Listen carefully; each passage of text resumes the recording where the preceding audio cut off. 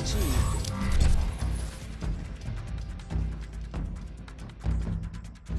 Welcome back to Kamikaze Overdrive MMA Predictions. As always, I am your host, Scott Johnson, and on this episode of the show, we're going to take a look at UFC 145, Jones vs. Evans, which will take place live on April 21st, 2012, from Atlanta, Georgia. On the episode, we'll be breaking down, of course, the main event, along with two other main card fights. The rest of my main card and preliminary picks will be posted throughout the week over at kamikazeoverdrive.net.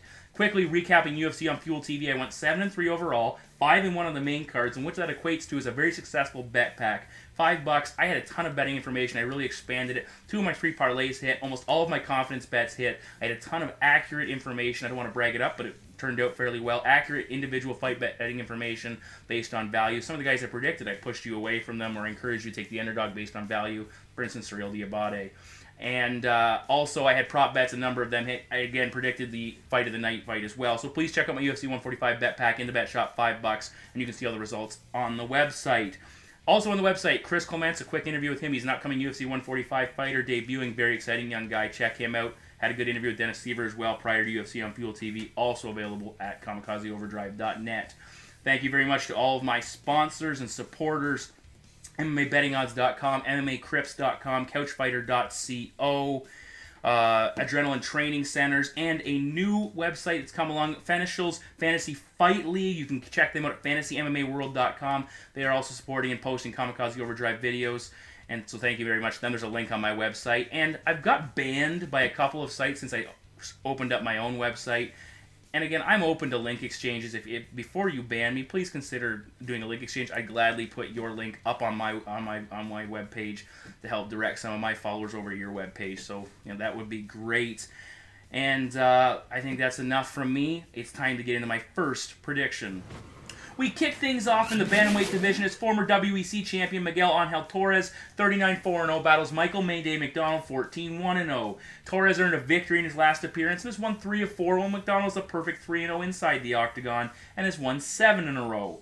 Now, Miguel Torres is a BJJ black belt with 23 wins by submission. What he likes to do is wait for his opponent to initiate the ground game, rarely shooting for his own takedown, which this can create some scoring problems as the judges preferred the Demetrius Johnson takedown attempts over Miguel Torres' guard work in his loss to Johnson. His guard is dangerous. He constantly attacks with elbows and uses his legs to look for submission attempts. He swept Mighty Mouse on several occasions using the butterfly guard to keep his opponent off balance while looking for openings.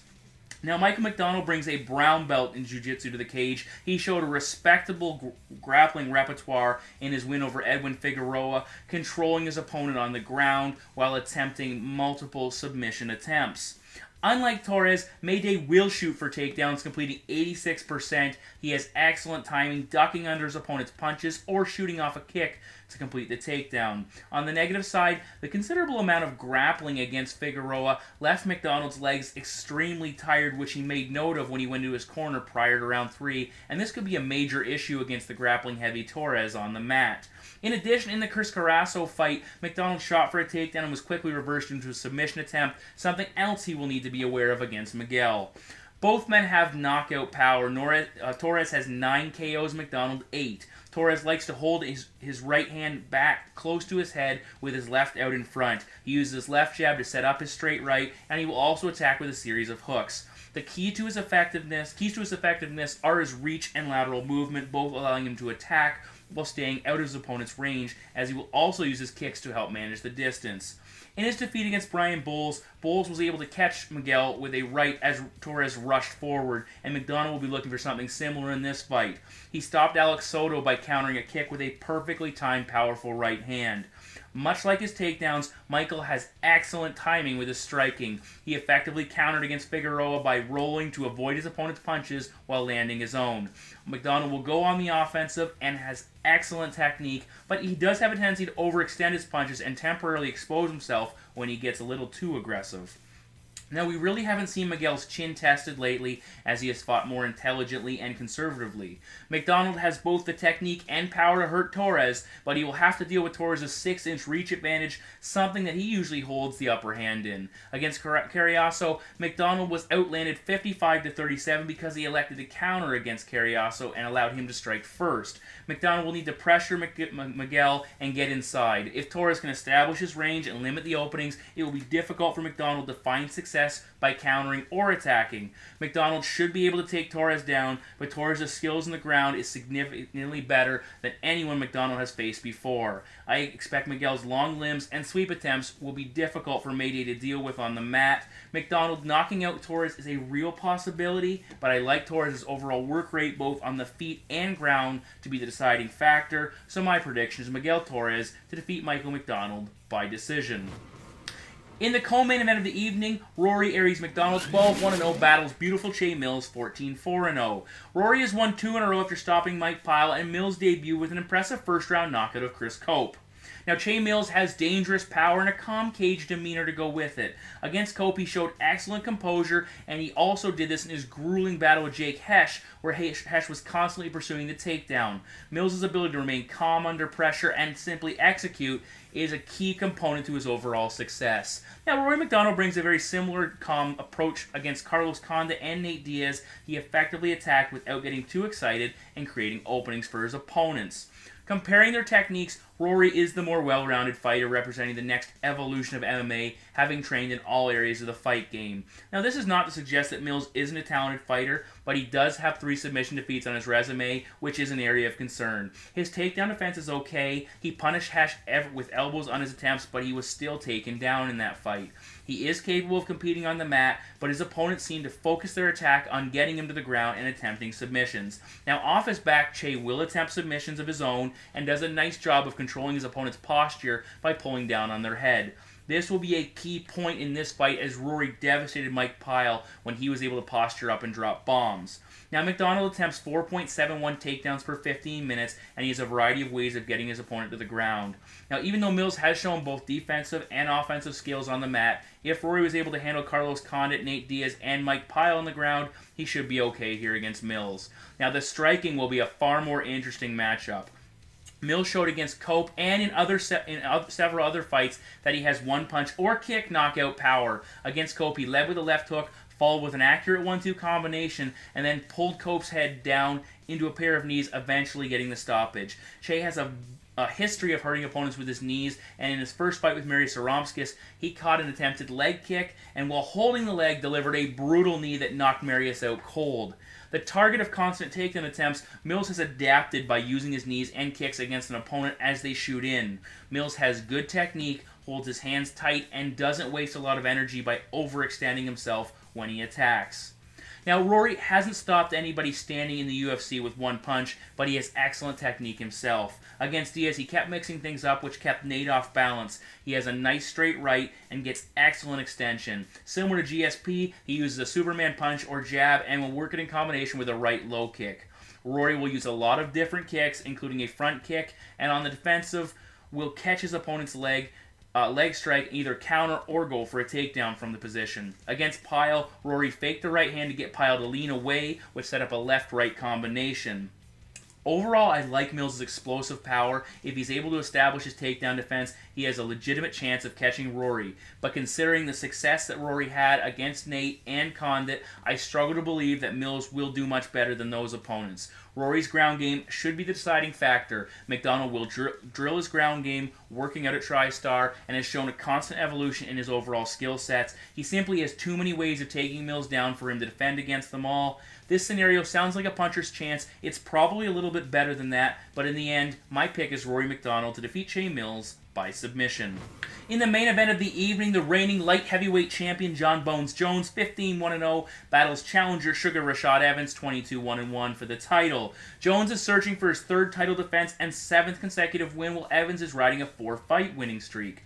Now, a lot has been made about Jones and Evans being former training partners. Having trained together, there is a certain level of familiarity between the two that should help during preparation. I give the edge to Jones in this area because of Greg Jackson and the rest of the training staff that worked with Rashad before he left their camp, as they should have significant insight into Evans' strengths and weaknesses and be able to build a strategy accordingly.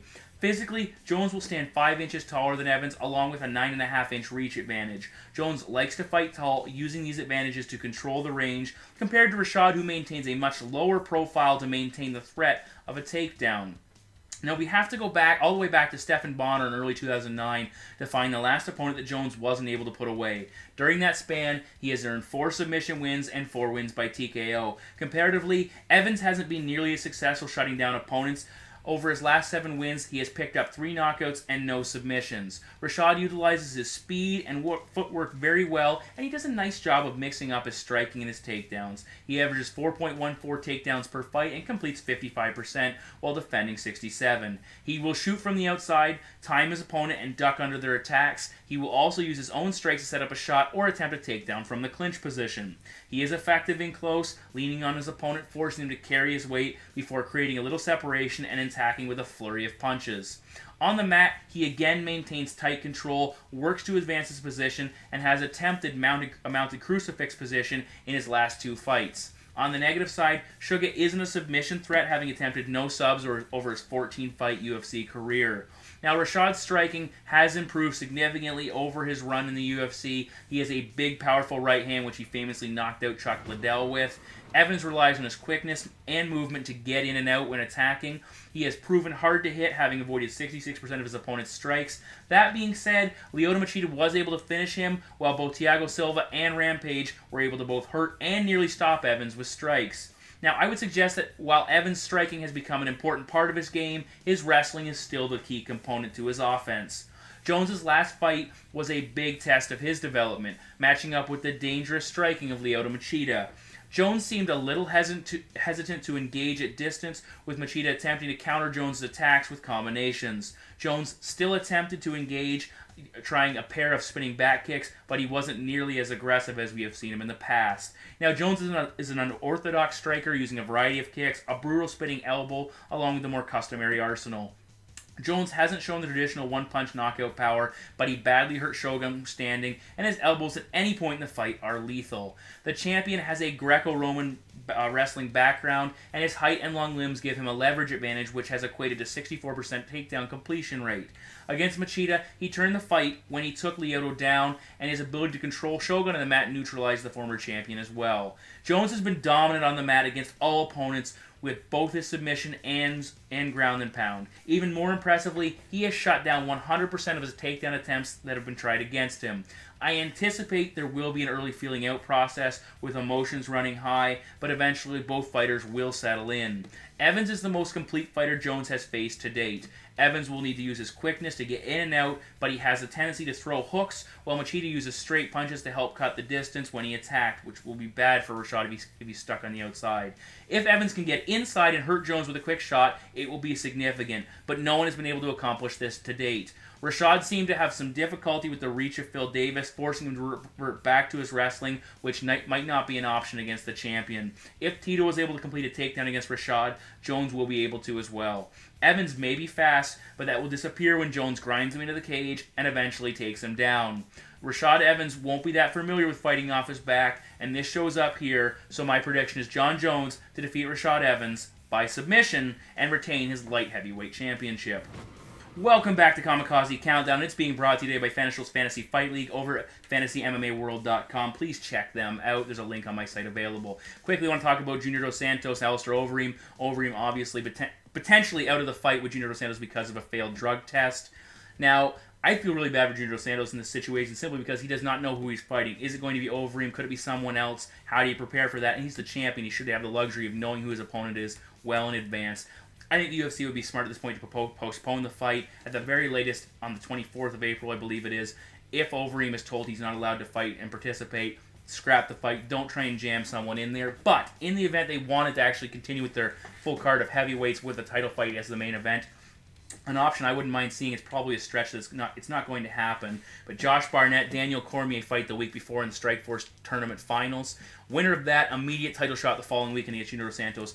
if they do escape with injury-free. I think, if they were both willing to take it again, take the shot at Junior Santos, it's an immediate ticket into the UFC and a shot against the heavyweight champion, which is huge for both guys. It would shine some needed publicity on Strikeforce. It would legitimize the challenger, and it wouldn't just be seen as, okay, this guy was the next best option, as these guys would have earned their title shot. Either way, I really hope we get something definitive going forward, and we find out who's fighting for the title, or at least what's going on. Either way, tough situation. Hopefully it doesn't wreck what could be a very fantastic and exciting overall card. Kamikaze Countdown, thank you for watching. So those are my predictions for UFC 145. You can check out the rest of my main card and preliminary picks over at kamikazeoverdrive.net. You might have noticed I didn't have a Fight of the Night pick on the show. My Adrenaline Training Center Certified Overdrive Fight of the Night pick is Anthony Njokuani versus John McDessie. But again, you'll have to go to the website to see who I actually picked to emerge victorious in that matchup. Thank you very much to all of my sponsors. Please check out the Chris Clemente interview, as well as my bet packs, $5, and they were huge last show, and I hope they can continue their success at UFC 145. And as always, go Boston Bruins, Stanley Cup playoffs, looking for back-to-back titles. Thank you for watching. I'll see you back here next week.